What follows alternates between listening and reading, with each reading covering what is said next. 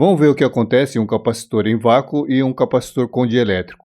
No vácuo ele tem uma capacitância C0, que é ε0 A sobre D, sendo A a área e D a distância entre as placas. E a capacitância com dielétrico vai ser ε vezes C0, sendo esse ε a constante dielétrica. Vamos ver como fica a intensidade do campo E e do vetor D. Nesse primeiro caso aqui, o capacitor está em vácuo e ligado a uma fonte e nela introduzimos o dielétrico. Nesse processo, a fonte permanece ligada no capacitor. Vamos chamar de inicial I a situação em vácuo e final F a situação com o dielétrico. Entre esses dois casos, a gente tem então que a diferença de potencial entre as placas é a mesma, ou seja, VI igual a VF. A intensidade do campo é a tensão dividido pela distância. Como a distância permanece a mesma, a gente tem que o EI vai ser igual a EF. O vetor D em capacitor de placas paralelas é a densidade superficial de cargas. Em vácuo vai ser C0 vezes o VI e com o dielétrico vai ser εC0 vezes o VF.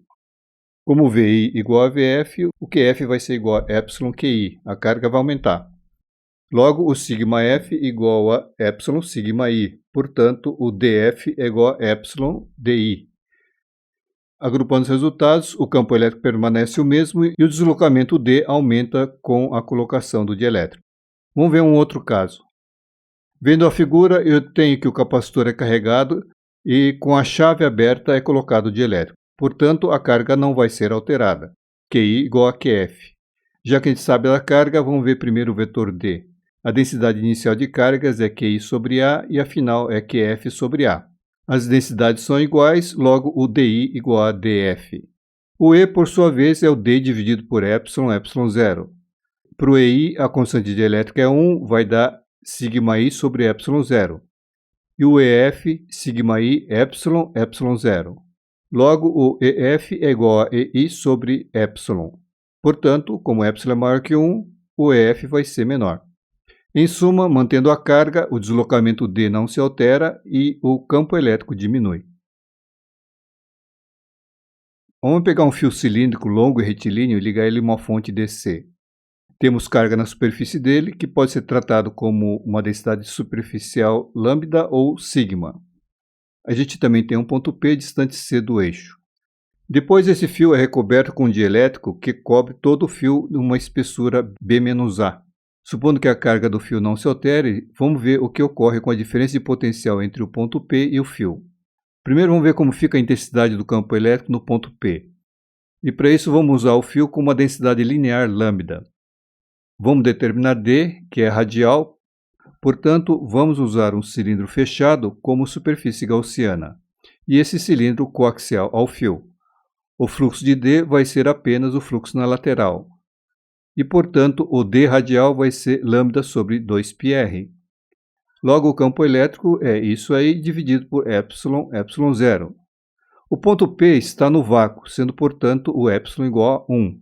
E o campo elétrico vai ser, então, lambda sobre 2πε0, R. E isso independe se o fio está nu ou encapado. Portanto, a intensidade do campo vai ser igual nos dois casos. Se o ponto P estivesse dentro do isolante, o campo vai ser o campo de vácuo dividido por ε. Portanto, o campo dentro do dielétrico vai ser menor.